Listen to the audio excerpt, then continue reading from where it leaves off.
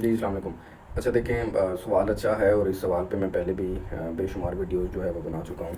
तो इसका जवाब ये है कि बिल्कुल ऐसा कोई टेस्ट मौजूद नहीं होता कि जो हमें ये बर वक़्त पहले बता सके कि ये जी बच्चा ये सीपी होगा या नहीं होगा।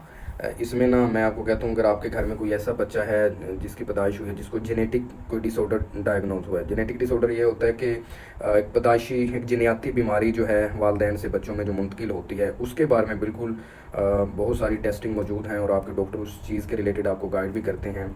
उसमें आप बिल्कुल टेस्ट भी करवा सकते हैं और मज़ीद उसको आगे बढ़ने से रोक भी सकते हैं।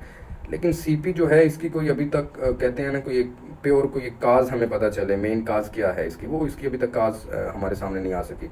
इसमें हम देखें, अगर कुछ ख़ानदान ऐसे हैं जो कहते हैं जी हमारे पूरे ख़ानदान के अंदर कोई ऐसा बच्चा नहीं, हमारे ये पहला बच्चा है। कुछ ऐसे भी कहते हैं जी हमारे सारे बच्चे ठीक हैं, ये सबसे छोटा है तो इसको ये मसला बन गया। कोई कहते हैं जी हमारे पहले बच्चा जो है वो सीपी है, बाकी सारे नॉर्मल है।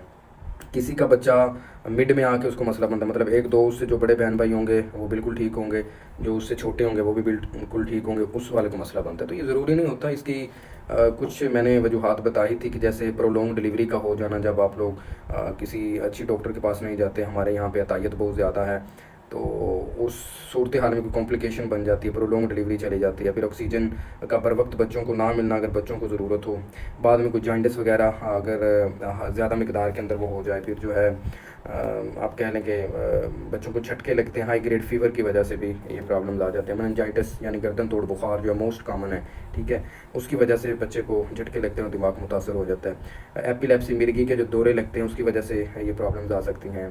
इसके अलावा इवन अगर कोई बच्चा बिल्कुल तंदुरुस्त है, चलता फिरता है, अल्लाह ना करे वो गिरता है, सर में चोट लगती है या इवन कुछ पेरेंट्स हमें कहते हैं जी बच्चा वॉकर से गिरा, उसके बाद ये मसला बन गया, तो इसकी कोई स्पेसिफिक जो है ना वो काज नहीं है, ठीक है। तो इसलिए आपको ज़रूरत नहीं होती ऐसे किसी टेस्टिंग की, ना ऐसा कोई है। खुदा हाफिज़।